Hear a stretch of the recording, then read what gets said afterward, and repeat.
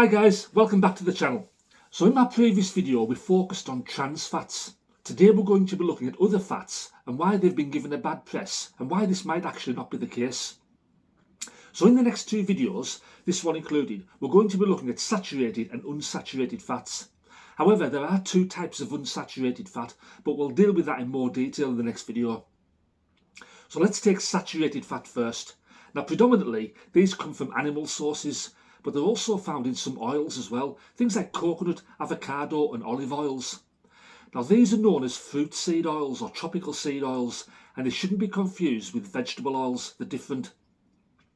Saturated fats are normally solid at room temperature, apart from the oils obviously, which are in liquid form. Now we're told that saturated fats are bad for us, that they clog up our arteries and they develop other things like heart attacks and strokes. Nothing could actually be further from the truth. So if they don't clog up our arteries, what actually does? Think about blood sugar, the amount of sugar in our blood, highly processed foods, high fructose corn syrups and trans fats. These are artificial man-made foods. The body can't digest them once you've eaten them. They can't break them down and they build up and eventually they bond together and they lodge in your arteries. And yes, this is what causes the damage and inflammation, not saturated fats and cholesterol. High insulin caused by eating too much sugar is probably the biggest cause of inflammation within your body.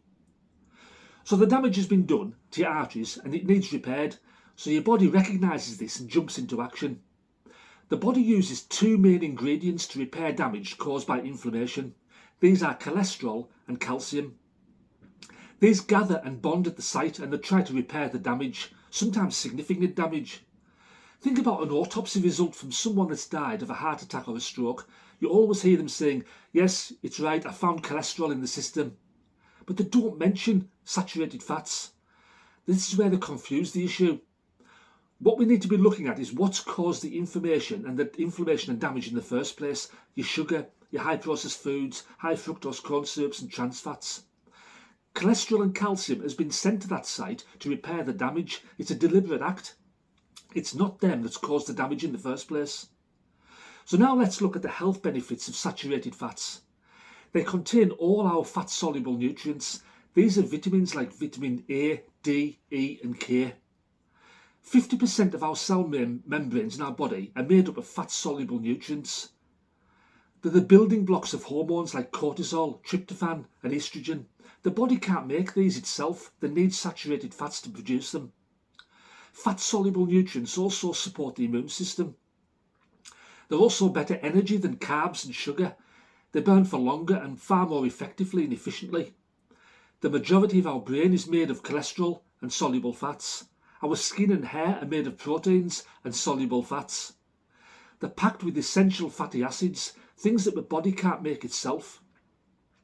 So animal fats aren't bad for us. And this is where animals store the vitamins, minerals and nutrients, and also things that the body can't make, essential fatty acids. So animal fats aren't bad for us.